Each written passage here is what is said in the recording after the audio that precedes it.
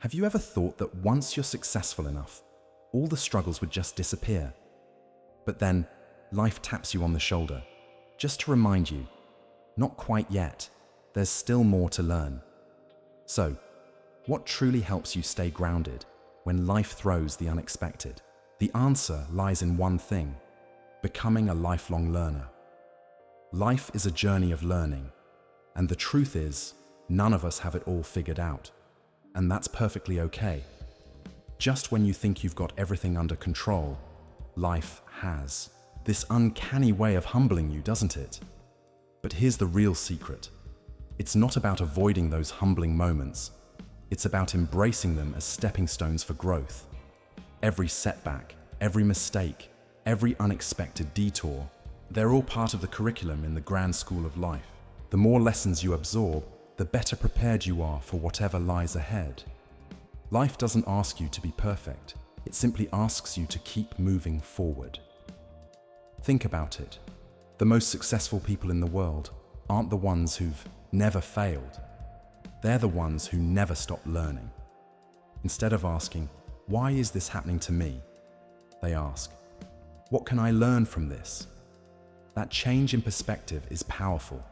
Suddenly, problems stop looking like roadblocks and start looking like stepping stones. And when you adopt that mindset, you begin to realize nothing you go through is ever wasted. Every experience adds a new tool to your toolbox. I remember thinking when I was younger that once I reached a certain level of success or wisdom, life would somehow get easier. But the truth is, life isn't a final destination. It's an ongoing evolution. You don't just arrive at peace or clarity and stay there forever. You've got to keep working at it, keep learning, keep growing. And the moment you stop, life will find a way to shake things up, just to remind you there's always more to learn. One of the greatest lessons I've ever learned is this: growth rarely happens when you're comfortable. It's in the moments of uncertainty and discomfort that you uncover who you really are. When you're pushed beyond your comfort zone, that's when you tap into strength you didn't even know you had. So instead of avoiding discomfort, learn to lean into it. Let it teach you. Whether it's a hard conversation, a demanding project, or a season of loss, there's growth hidden inside all of it. We live in a world that craves instant results. Everyone wants to skip the struggle and jump straight to the success story. But real growth doesn't work that way. It's not a flashy overnight transformation. It's a process. Think of it like planting a seed. You water it, care for it, and wait. Nothing seems to happen at first. But underground, the roots are spreading, the foundation is forming. And one day, that little seed breaks through the soil, reaching for the sun. Personal growth works the same way. You might not see the results right away, but every small effort counts. Every time you choose to learn rather than give up, that's a win. And remember, learning doesn't just come from books or formal education. Some of the most powerful lessons come from life itself, from people you meet, experiences you face, and challenges you overcome. So keep showing up as a lifelong learner. As we talked about earlier, real growth begins the moment you commit to being a lifelong learner, especially when things don't go your way. So, what does that actually look like in practice? First, be a student in every sense of the word.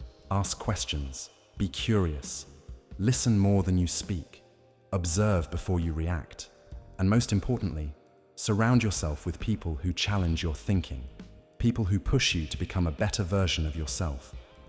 But here's the key: never get to a point where you think you're too wise to learn. The moment you stop learning is the moment you stop growing. And when growth stops, something inside you slowly begins to fade. I remember a time in my life when I truly believed I had all the answers. I was young, confident, maybe a little too confident. Then life hit me with something I didn't see coming. A situation where nothing went according to plan. Every door I knocked on seemed to close. Every effort I made hit a wall. I had two choices: let it break me or face it head on. I could have sat in frustration and asked, "Why me?" But I didn't. It wasn't easy. It never is. But looking back now, That season of struggle became one of my greatest teachers. It taught me resilience. It taught me patience. And most of all, it taught me the value of persistence. That chapter in my life showed me that growth often looks like falling down, getting back up, and trying again and again. You see, every problem you face carries a lesson. Every challenge holds something valuable, even if it's not obvious right away, even if it's uncomfortable. But if you take a closer look, if you stay open, you'll find it. And once you've learned the lesson, not only do you solve the problem at hand, you also prepare yourself for what's next. Because let's face it, life isn't going to stop throwing challenges your way. That's just how it works. But when you embrace learning, when you make personal growth a priority, you come out stronger with every hit. What's beautiful about this journey is that you don't have to get it right every time. You just have to keep going. Growth isn't about never messing up. It's about learning from those mess-ups. It's about seeing failure not as the end, but as a part of the process. It's about knowing that every time you stretch yourself, every time you push past what's comfortable, you're evolving into someone more capable, more grounded, more you. So if you take away just one thing from this part of the journey, let it be this: never stop learning, never stop growing. Life is full of lessons, and the more you learn, the more equipped you'll be to handle whatever comes your way. Because growth isn't just about adding more to your life, it's about becoming more. And when you become more, when you embrace growth with an open heart and a willing spirit, you'll begin to see that 93% of the problems you once feared suddenly seem a whole lot smaller. Life has a funny way of pulling us in 1,000 different directions, doesn't it? Between work, family, relationships, and everyday responsibilities, it often feels like we're running on autopilot, just trying to keep up. But in the middle of all that noise, let me ask you something. When was the last time you stopped and asked yourself, am I really okay? In the midst of caring for everyone and everything around us, we often forget the one person who needs our care the most, ourselves. And when we begin to care for ourselves, truly, intentionally, it doesn't just transform us, it transforms everything and everyone around us. Taking care of yourself isn't a luxury, it's a necessity. It's not selfish, it's essential. You can't pour from an empty cup, and you can't keep giving when you've got nothing left to give. The reason so many of us feel exhausted, overwhelmed, and burned out isn't because we're weak. It's because we're running on fumes. We tell ourselves that pushing through is a sign of strength. But the truth is, real strength lies in knowing when to pause, when to rest, when to say, I need a moment. It's in recognizing that you are just as worthy of care and compassion as the people you support every day. Sure, we've all heard about the basics of physical self-care. Eat healthy, exercise regularly, get enough sleep. And yes, those things matter. But true self-care goes so much deeper. It's also about your mental and emotional well-being. It's about giving yourself space to breathe, to reflect, to simply be. It's about allowing yourself to step away from the noise, to disconnect and to recharge, because if you don't, life has a way of forcing you to. Whether through total exhaustion, sudden illness, or emotional burnout, your body and mind will eventually demand the rest you've been denying them. And one of the most powerful acts of self-care you can practice is this: set boundaries. Learn to say no when you need to. Remind yourself that your time and energy are valuable, and you don't have to hand them out so freely. It's okay to turn down an invitation. It's okay to turn off your phone. It's okay to take a day for yourself without feeling guilty. Because here's the thing, guilt is the thief of self-care. It whispers that prioritizing yourself is wrong, when in truth, it's one of the most right and necessary things you can do. When you take care of yourself, you show up more fully for your life, for your work, for your family, for the people who matter most to you. Self-care also means being intentional about what you allow into your space, physically, mentally, and emotionally. It's about choosing who you spend time with. Surround yourself with people who uplift you, who respect your boundaries, who bring light and positivity into your world. It's about what you consume. Not just food, but media, conversations, energy. Everything you take in has an effect on you. Self-care means choosing the things that nourish you, not the things that drain you. We often think of self-care as something we'll get to when we have time. But here's the truth. You don't find time for self-care. You make time. You have to prioritize it, schedule it, commit to it like any other vital responsibility. Because it is vital. Self-care isn't about escaping life. It's about making sure you can actually show up for life. And no, it's not just about bubble baths and spa days, though hey, those are great too. It's also about the deeper, quieter work. Checking in with yourself, managing stress, finding healthy ways to cope with whatever life throws your way. And speaking of stress, let's take a moment to talk about that. Because stress is inevitable. Life will always come with its chaos. But how you respond to that, stress, that changes everything. Self-care means building your own toolbox of ways to decompress and find peace, even in the middle of the storm. Maybe for you, it's meditation or prayer. Maybe it's movement, a run, a walk in nature. Maybe it's journaling, listening to music, or talking to a friend who just gets it. In the last part, we talked about managing stress as a form of self-care, a way to protect your peace, which is one of the most priceless things you can own, and that brings us to something even deeper, something more personal, truly knowing yourself. Because the truth is, one of the most powerful forms of self-care doesn't come from what you do. It comes from how well you understand yourself. What brings you joy? What drains your energy? What do you need when you feel overwhelmed? And what helps you come back to life? Self-care means honoring those answers, unapologetically. It's about recognizing your limits without guilt. It's about listening to your body and your heart when they say, hey, I need a break. And when you really know yourself, you're better equipped to give yourself exactly what you need, exactly when you need it. You can sense when you're pushing too hard, when you're running on empty, or when you simply need support. And in those moments, you can respond with kindness, not judgment.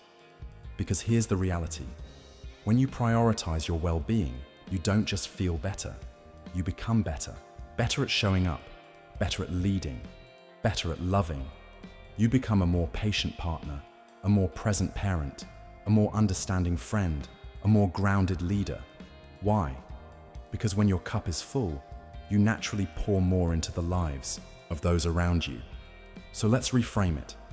Self-care is not just an act of love toward yourself. It's an act of love toward the world. If there's one thing I want you to walk away with today, it's this. You are worth the time. You are worth the effort. You are worth the love it takes to care for yourself. You deserve to rest. You deserve peace. And you deserve to be at the top of your own priority list, not as an afterthought, but as a necessity. Because when you make self-care non-negotiable, something powerful happens. The problems you face start to feel a little smaller. They become more manageable, less overwhelming. Why? Because now you're facing them from a place of strength, not survival. And when your foundation is strong, you can handle just about anything life throws your way. Now, speaking of foundations, there's one truth I've come to learn over the years. Life is all about relationships. No matter where you go or what you do, your interactions with others shape the quality of your life, for better or worse. Whether it's at work, at home, or just out in the world, relationships have the power to make life feel like a joyful dance or a constant uphill battle. And at the heart of every strong relationship lies one critical skill: communication. But communication isn't just about talking, it's about connection. It's about truly understanding someone and being understood in return. Clear, honest communication builds bridges. But when it's unclear, inconsistent, or filled with assumptions, it builds walls. Think about it. So many of the challenges we face in families, friendships, teams, often trace back to one thing: a breakdown in communication. But here's the good news. Communication is a skill, and that means it can be learned, practiced, and improved. And one of the most powerful tools in communication, not just hearing the words, but truly, deeply listening. You see, most people don't actually listen to understand. They listen to reply. They're already crafting their response before the other person finishes speaking. But when you really listen, when you quiet your own thoughts and give someone your full presence, something amazing happens. In the last section, we touched on one of the most underrated skills in any relationship: the power of listening. And when you truly listen, you don't just hear words. You make people feel seen, valued, and safe. That kind of presence, it's a gift. One that has the power to transform conversations, deepen bonds, and often resolve problems before they even begin. There's a reason why people say, seek first to understand, then to be understood. Because when you listen, truly listen, without rushing to respond, without judgment or a hidden agenda, you invite something powerful into the space: trust. And trust is the foundation of every strong relationship. When someone knows they can talk to you without fear of being judged, misunderstood, or dismissed, something shifts. Walls come down, openness begins to grow, honesty flows more naturally, and in that space, real connection is built. But communication isn't only about how you listen, it's also about how you express yourself. It's about sharing your thoughts and feelings with clarity, with respect, and yes, even with vulnerability. It's okay to speak your truth. It's okay to say how you feel, even when it's hard, especially when it's hard, because those are the moments that matter the most. When you bring honesty and kindness into a difficult conversation, you create space for healing. You make it possible for resolution instead of resentment. You give the other person a real opportunity to meet you where you are. And that brings us to something essential in all relationships: boundaries. Setting healthy boundaries doesn't mean you're pushing people away. It means you're protecting your peace and respecting your limits, and teaching others how to do the same. When you communicate your boundaries clearly, calmly, and with confidence, you set the tone for how you want to be treated. You shape healthier, more respectful interactions in every area of life. And remember, boundaries aren't just for toxic relationships. They're necessary in all relationships, even the healthiest ones, because boundaries are what help prevent burnout. They create balance, and they allow you to show up for others without losing yourself in the process. Now, one of the biggest lessons I've learned about communication is this: not every conversation will go as planned. There will be misunderstandings. There will be moments when emotions flare and tensions rise. But here's the truth: those moments are exactly when good communication matters most. When things get heated, instead of reacting out of anger or shutting down completely, pause, take a breath, choose your words with intention, aim to respond, not react, because words have weight. They can build someone up or tear them down. They can soothe or they can scar. And once they're spoken, they can't be taken back. Previously, we talked about the power of communication, how listening with intention and speaking with care can transform relationships. But what happens when we get it wrong? We've all had those moments. Moments we wish we could rewind. Moments where we said something in the heat of emotion and instantly wished we could take it back. But the truth is, you can't undo the past. You can't erase the words that were already spoken. What you can do is choose how you communicate from this moment forward. You can choose to bring more thoughtfulness into your conversations, more patience, more empathy. You can choose to become someone who listens fully, someone who seeks to understand, not just respond, someone who speaks with honesty, integrity, and kindness, especially when it's hard. Now let's pause and talk about empathy, because this one is big. Empathy is the ability to step into someone else's world, to feel what they might be feeling, to see the situation through their eyes, not just your own. And it's one of the most powerful gifts you can offer in any relationship. When you bring empathy into communication, everything shifts. It's no longer me versus you. It becomes us versus the problem. That shift creates unity instead of conflict. It builds bridges instead of walls, because problems will come. Misunderstandings will happen. But empathy allows you to face those moments with grace and compassion, instead of blame and defensiveness. Another truth we often forget: people aren't mind readers. If you need something, say it. If something's bothering you, talk about it. If you appreciate someone, don't keep it to yourself. So many conflicts could be prevented if we just communicated with clarity and care. Don't assume people know what's in your head. Speak your truth, but do it with love. And remember, communication isn't just about what you say. It's about what you do. Show up. Be present. Let your actions match your words. Sometimes the most powerful communication doesn't come through language at all. It comes through presence, through the way you stand by someone, the way you show up for them, especially when it's hard, not just when it's easy. Because at the end of the day, life is too short. Too short for lingering tension. Too short for unsaid words, for unspoken love, for unresolved hurt.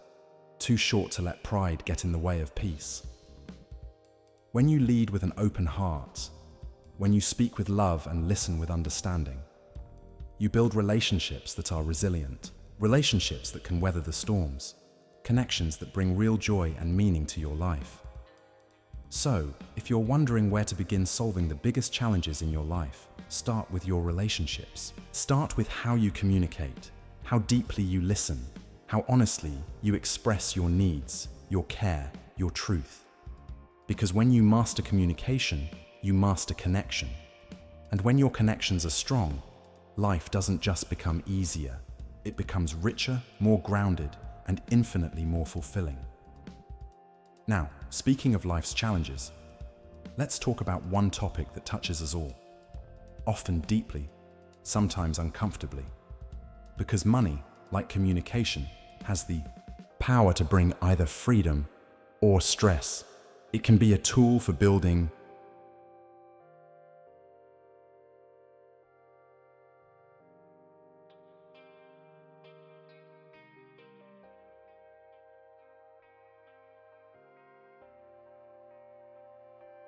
your dreams, or a constant source of tension in your everyday life.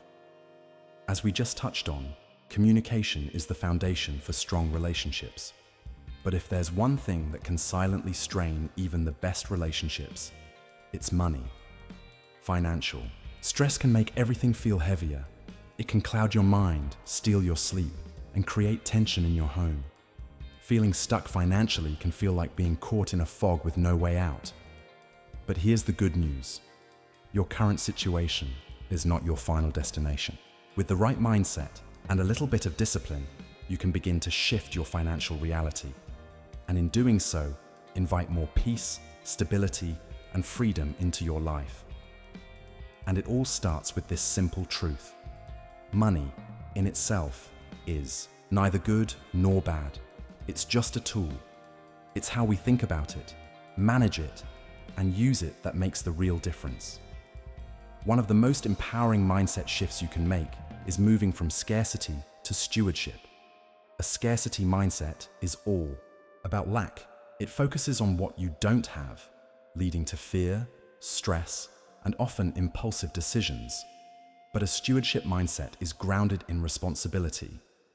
It's about wisely managing what you do have, no matter how much or how little, and making intentional choices that lead to long-term stability and growth.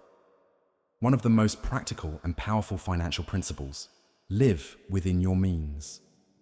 In a world that constantly tells us to want more, buy more, and upgrade everything, it takes true strength to say, what I have is enough.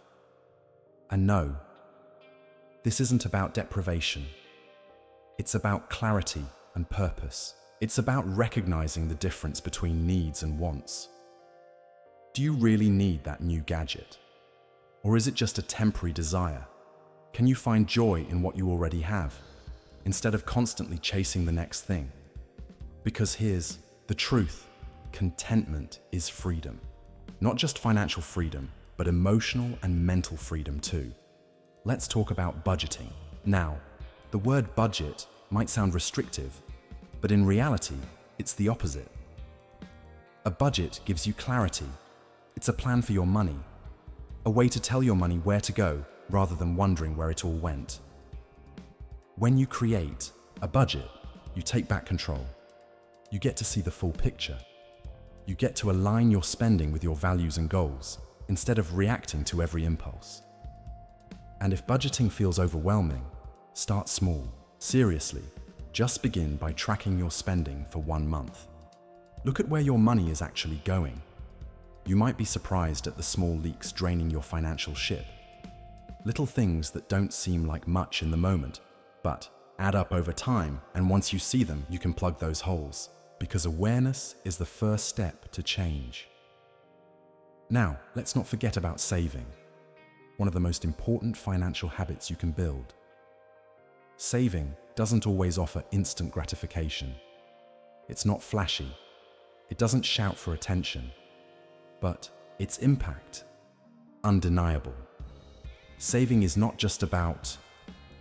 In the last part, we talked about saving, not just as a habit, but as a mindset that gives you freedom, stability, and peace of mind. Because at its core, saving is about preparation. It's about getting ready for life's rainy days, the ones that often show up uninvited. It's about creating a cushion, a little breathing room, that allows you to face emergencies without panic and to say yes to opportunities when they appear. Even if all you can save is a small amount each month, do it, because over time, those small amounts grow. They give you choices. And in the world of personal finance, choices mean power. Now let's take it a step further. Investing. For many people, just hearing that word feels overwhelming. Stocks, real estate, retirement funds. Where do you even start? But investing doesn't have to be intimidating. At its simplest, investing is about making your money work for you.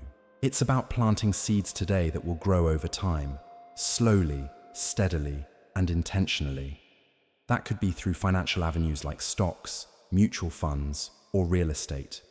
Or it could be through investing in yourself, in your education, your skills, your growth.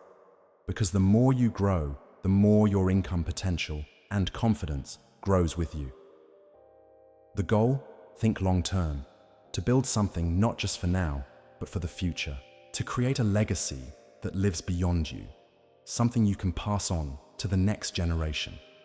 But as you grow your resources, there's one pitfall to watch out for: unnecessary debt. Now, let's be honest, not all debt is bad. Sometimes, debt is a smart and strategic move. It can help you fund an education, buy a home, or start a business. These are investments in your future. But there's a difference between using debt as a tool and falling into a trap. High-interest credit cards, impulsive purchases, loans for things that don't bring long-term value, those are the traps. They slowly build stress and silently chip away at your financial freedom. If you're in debt, don't panic, but do make a plan.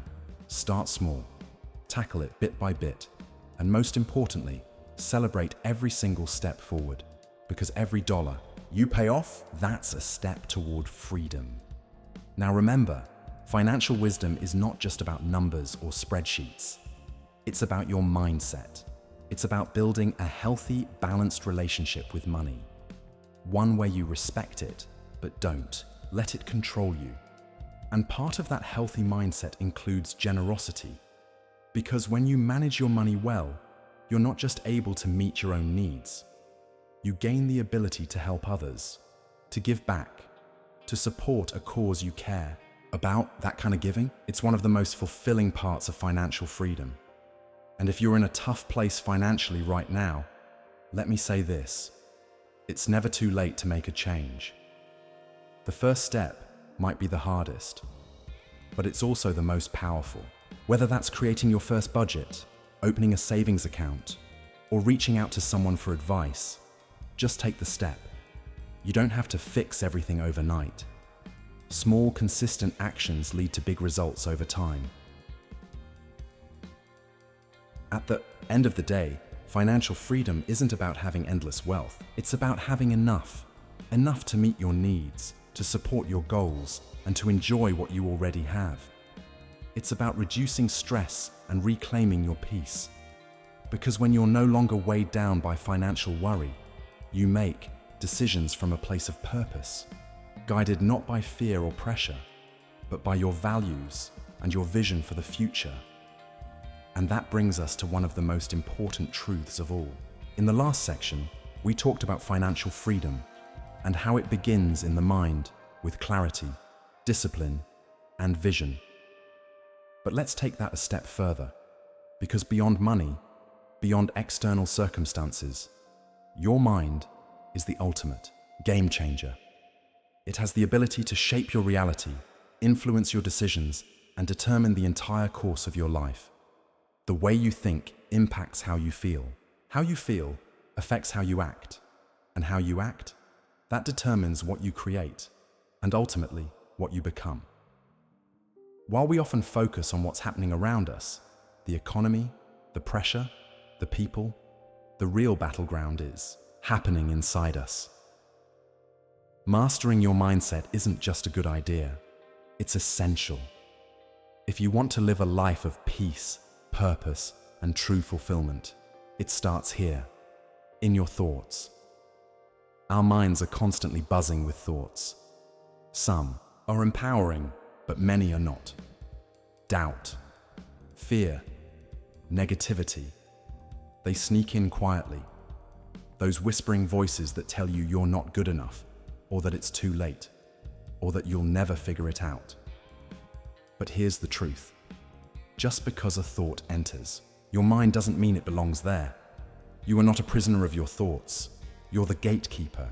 You have the power to decide which thoughts to invite in and which ones to show the door.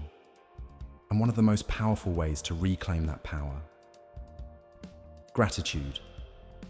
Gratitude is more than just saying thank you. It's a shift in perspective. It's training your mind to focus on what you do have, instead of obsessing over what you lack. It's choosing to recognize the blessings in your life, even when things aren't perfect, especially when things are tough. Because when you learn to see the good, even in the middle of difficulty, that good begins to grow. It multiplies, and it changes the way you experience everything. Gratitude doesn't mean ignoring pain or pretending everything is fine. It means acknowledging the struggle while still choosing to see the beauty that exists alongside it. Another powerful key to mastering your mindset: reframing your challenges. Because life will throw difficulties your way. That's a given. But how you see those difficulties, that's up to you. Instead of seeing challenges as dead ends, start seeing them as lessons. Instead of asking, "Why is this happening to me?" try asking, "What can I learn from this?" Every setback carries a lesson. Every hardship has the potential to grow something new in you: resilience, wisdom, strength. When you shift your perspective, you shift your power. You move from being reactive to being proactive. You stop feeling like a victim of your story and start becoming the author of it. In the last part, we explored the power of your mindset, how the way you think can shift your reality and help you become the author of your story. But there's something just as important as mastering your internal thoughts, and that's protecting the voices you allow into your mind. Because your mindset isn't just shaped by what you think, it's shaped by what you consume. The things you read, the shows you watch, the people you spend time with. All of it matters. All of it seeps in. If you constantly surround yourself with negativity, whether it's toxic conversations, fear-based news, or unkind voices, then over time, your thoughts will begin to reflect that energy. It's like planting seeds in dry soil. Nothing healthy grows there, but when you fill your mind with positivity, inspiration, and wisdom, you create fertile ground for a strong mindset to flourish. Be intentional. Choose content that uplifts you. Surround yourself with people who challenge you in healthy ways. Feed your mind and spirit with things that nurture growth, not fear or doubt. And let's talk about something deeply personal, yet incredibly powerful: self-talk. How do you speak to yourself when no one's listening? When you make a mistake, do you shame yourself with harsh words? Or do you show yourself grace, the way you would for a friend? When life throws a challenge your way, do you say, "I can't do this"? Or do you remind yourself, "I've made it through worse, I've got this"? Because here's the truth. The way you speak to yourself becomes the belief system you live by. And those beliefs shape your choices, your actions, your reality. So speak with kindness. Be your own biggest supporter. Encourage yourself the way you would encourage someone you love, because the relationship you have with yourself sets the tone for every other relationship in your life. Another core pillar of a resilient mindset: learning to let go of what you can't control. So much of our stress comes from trying to micromanage things that are simply out of reach.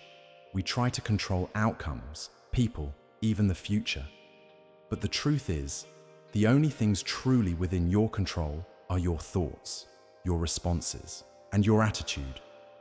When you focus on what is within your control and release what isn't, you free yourself.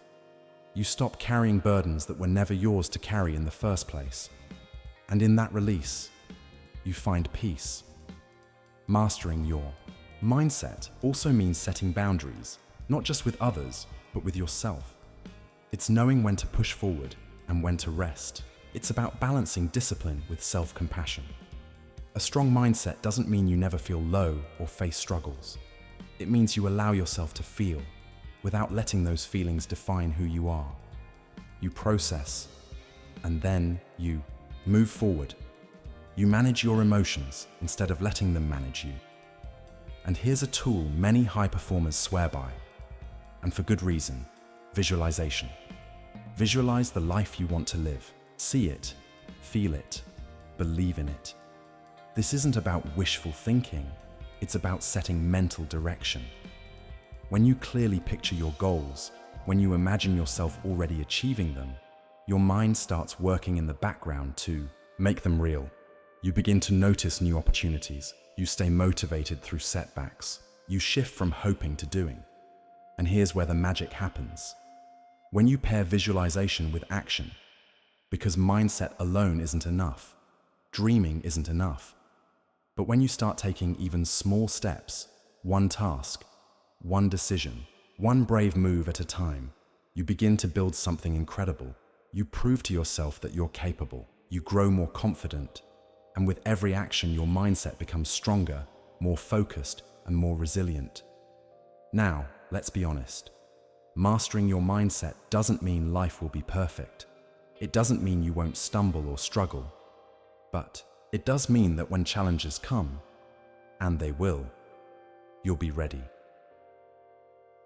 Earlier, we talked about strengthening your mindset. Because when your thoughts are aligned, you don't just survive the storms of life, you rise above them. You step into challenges with strength, with clarity, with hope. You stop drifting through life as a passenger and instead become the driver, steering with intention through every twist and turn. So if you want to change your life, if you want to resolve 93% of the problems weighing you down, start with your mindset. Because when you change your thoughts, everything changes. And when you master your mind, there is truly nothing you cannot overcome. But here's one of life's most profound truths, something that often gets lost in the noise. Lasting fulfillment doesn't come from what you get. It comes from what you give. There is a deep, unshakable joy that rises when you live a life of service, when you use your time, your talents, and your energy to make a difference in someone else's life. It's a universal truth. one that transcends background, belief, or circumstance. When you give, you receive. When you pour into others, you yourself are filled. And when you live with an open heart, you create a ripple effect of kindness that stretches far beyond what your eyes can see. Now, don't misunderstand. Living a life of service doesn't mean grand gestures or dramatic sacrifices. You don't need to fly across the world or donate a fortune to make an impact. Sometimes, service looks like a smile, a kind word, a listening ear when someone needs to be heard, a helping hand when no one else shows up. It can be volunteering at a local shelter, mentoring a student, bringing a warm meal to someone going through a hard time. It's about showing up, being present, noticing the quiet needs around you, and choosing to respond with compassion.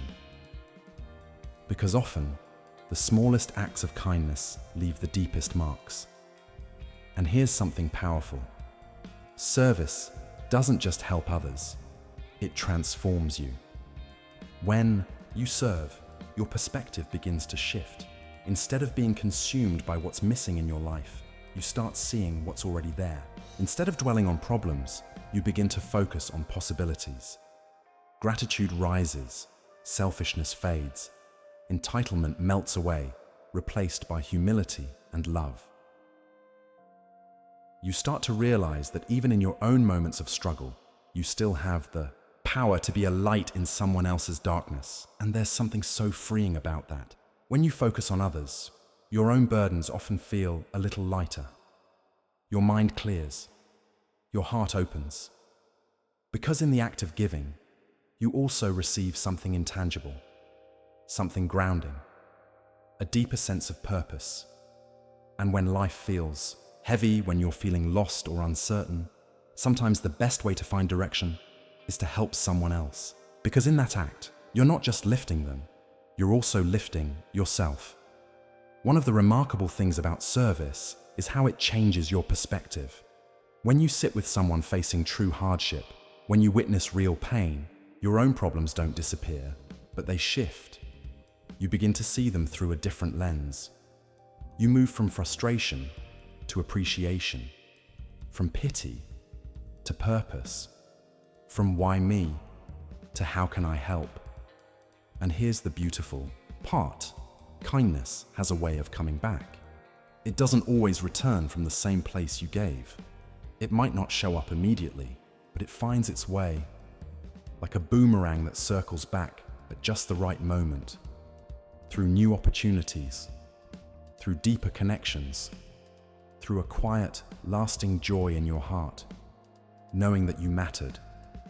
Because service doesn't just change lives, it builds relationships.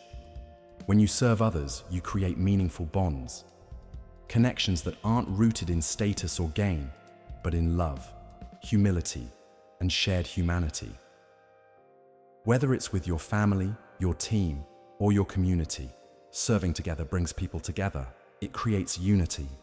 It cultivates a sense of belonging.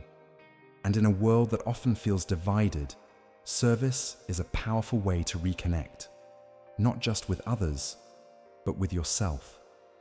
In a world where so many people feel isolated, unseen, and unheard, even the smallest act of connection can feel like a lifeline. That's why service matters more than ever. Not because it needs to be perfect, not because you have to give in big, dramatic ways. In fact, one of the biggest reasons people hesitate to serve is this: I don't have enough to offer. Or worse, what if what I give isn't good enough? But here's the truth. It's not the size of your service that matters.